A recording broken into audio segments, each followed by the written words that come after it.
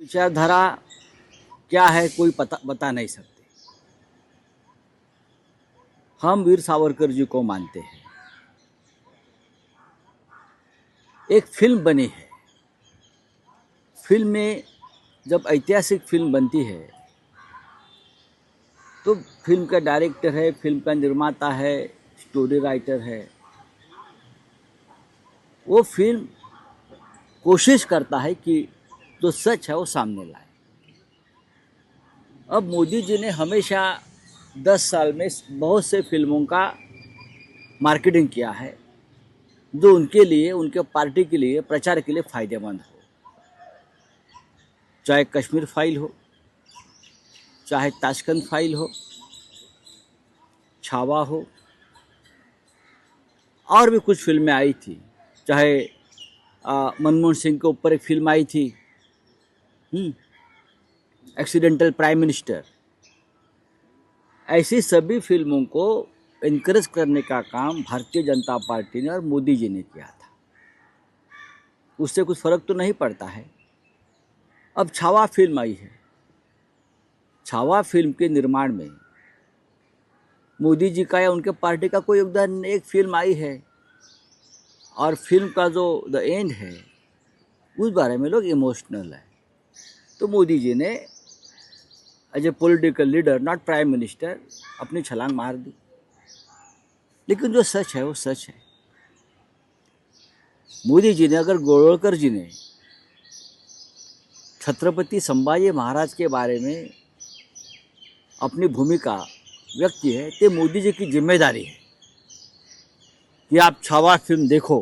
कहा था ना, उधर दिल्ली में एक फिल्म आई है छावा। तो बताइए, गोलवलकर जी का सबसे पहले निषेध करना चाहिए। जो लिखा था गोलवलकर गुरुजी ने वो गलत था संभाजी महाराज के बारे में, ये ठोक कर बोलना चाहिए, क्योंकि संभाजी राजे हमारी दैवत है। राऊत साहेब, आज एक मोठी बातमी आणि दुःखद बातमी आहे की बुलढाण्यातल्या शेतकऱ्यानं, कैलास नागरे या शेतकऱ्यानं पाणी मिळत नाही शेतीला या उद्विग्नतेतून आत्महत्या केली आहे. आणि आत्महत्या करण्यापूर्वी त्यांनी मुख्यमंत्र्यांना एक चार पाणी पत्रही लिहिलेलं आहे. त्यात त्यांची भावना व्यक्त केलेली आहे. शेतकऱ्यांच्या आत्महत्या अजूनही थांबत नाही आहेत. कालच मी त्या विषयावर बोललो. आज सामनामध्ये त्या विषयावर अग्रलेख आहे. सामना हे एकमेव दैनिक आहे, त्याच्यावरती कैलास यांच्यावरती अग्रलेख आहे. हे सरकार जे महाराष्ट्राचं आहे हे ढोंगी आणि दुतोंडी सरकार आहे.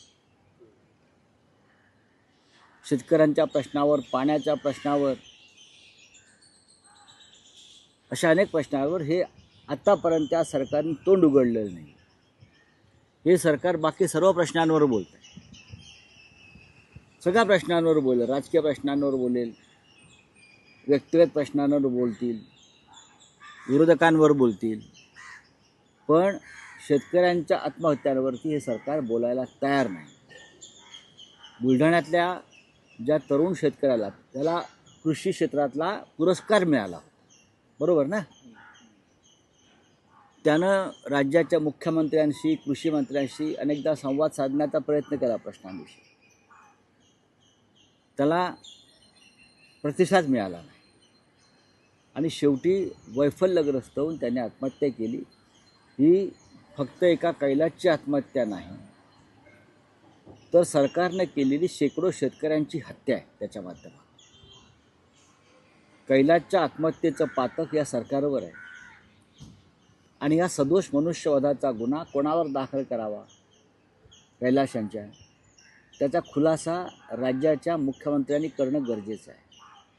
आपल्या राज्यामध्ये शेतकरी आत्महत्या करतात आणि मुख्यमंत्र्यांना पत्र लिहून आत्महत्या करतायत. आणि असामान्य शेतकरी आहे, त्याने शेतीमध्ये अनेक बदल घडवायचा प्रयत्न केला, जलसिंचनाचे प्रयोग केले, शेतकऱ्यांच्या आंदोलनात तो सहभागी झाला आणि शेवटी सरकार काहीच करत नाही. हे सरकार निकम्म आहे फडणवीस, शिंदे आणि अजित पवारांचे, म्हणून त्यांनी आत्महत्या केली. याची लाज वाटत नाही का या सरकारला? हे सरकार खोक्या बोक्या ठोक्याच्या मागे लागल्या, बरोबर आहे हो, CMच्या भाषेमध्ये. पण सरकार शेतकऱ्यांचे प्रश्न कधी सोडवणार, शेतकऱ्यांना दिलेली वचनं कधी पूर्ण करणार? आपलाच जाहीरनामा पुन्हा एकदा वाचावा अजित पवारांनी, शिंद्यांनी आणि मिस्टर देवेंद्र फडणवीस यांनी. माफी मागितली पाहिजे या आत्महत्येबद्दल की आम्ही जबाबदार आहोत या आत्महत्येला. अत्यंत दुर्दैवी गोष्ट. नाही, पण राऊत साहेब जो अर्थसंकल्प जाहीर झाला त्यात जी आश्वासनं विधानसभा निवडणुकीपूर्वी दिली होती त्यात काहीच आढळत नाहीये. अर्थसंकल्पात ज्यात शेतकऱ्यांच्या कर्जमाफीचा उल्लेख नाहीये, ज्यात बघा, लाडक्या बहिणींच्या रकमेला वाढवून देण्याबाबतीत काही तरतूद निवडणुकीपूर्वी दिलेली ही आनंदाचा आश्वासन, शिधा जी उपमुख्यमंत्र्यांची संकल्पना होती त्याबद्दल काही उल्लेख नाही. निवडणुकीपूर्वी दिलेली वचनं होती मतांसाठी. महिलांची मते विकत घेण्यासाठी 1500 रुपयांचं दुकान लावलं आणि सरकार आल्यावरती 2100 रुपये करू सांगितलं, त्याचा उल्लेख नाही. 3 लाखापर्यंत कर्जमाफीचं वचन दिलं होतं जाहीरनाम्यात, त्याचा उल्लेख नाही. सरकारच्या अनेक योजना, शिवभोजन थाळीपासून त्या शिधापर्यंत, आनंदाच्या शिधापर्यंत सगळ्या योजना बंद केल्या. आणि वर शेतकरी आता आत्महत्या करतो, त्याच्यावरती आपल्याकडे कोणती उपाययोजना नाही. मग सरकार चालवत आहे कशाकरता सरकार चालवतं? राज्यामध्ये सर्वत्र अराजक आणि कायद्याच्या दृष्टीनं हाहाकार माजलेला आहे. कोणाचा पायपस कोणाच्या गळ्यात नाही. आणि काल संपूर्ण सरकार आणि मंत्रिमंडळ रंग उधळण्यात दंग होतं.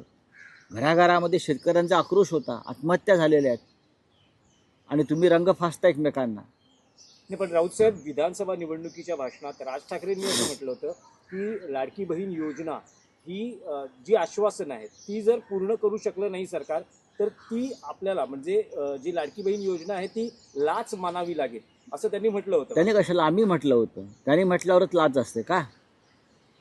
तुम्ही आमची विधान भूमिका पहा ना. हे करप्शन होतं आणि याच्या संदर्भात निवडणूक आयोगानं कायदेशीर कारवाई करावी अशी आमची मागणी होती निवडणुकीपूर्वी. ही लाच म्हणजे लाचच आहे, हे करप्शन आहे.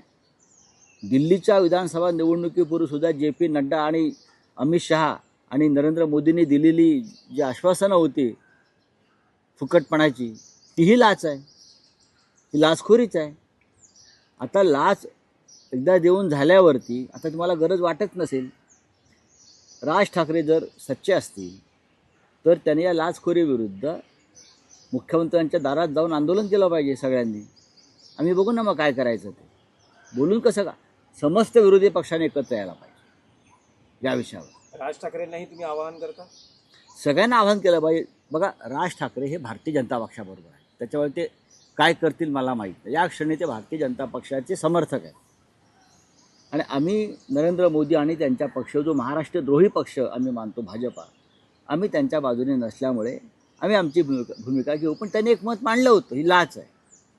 तुम्ही मग त्या लाचखोरीविरुद्ध उभं राहिलं पाहिजे. देवेंद्र फडणवीस, एकनाथ शिंदे, अजित पवार यांना जाब विचारायला पाहिजे. तुषार गांधी का बयान आया कि आरएसएस और बीजेपी देश में कैंसर फैला रहे हैं. उसके बाद तुषार गांधी की मतलब कहा गया कि तुषार गांधी का अरेस्ट हो आरएसएस और बीजेपी की तरफ से. आप किस तरह से देखते हैं? क्यों अरेस्ट होना चाहिए? जहर फैला रहे हैं ना ये लोग, नहीं फैला रहे क्या? तुषार गांधी को क्यों अरेस्ट करना चाहिए?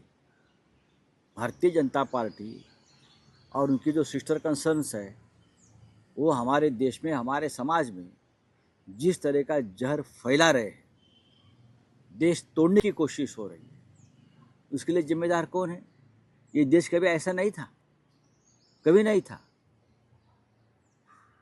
आपने देखा होगा.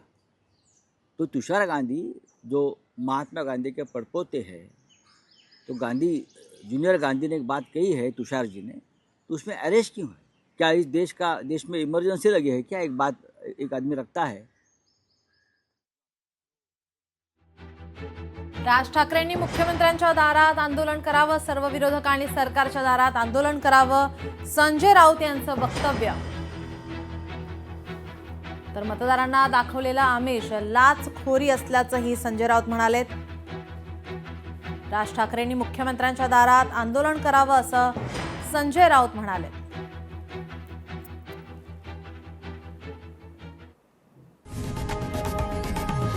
लोकशाही मराठी.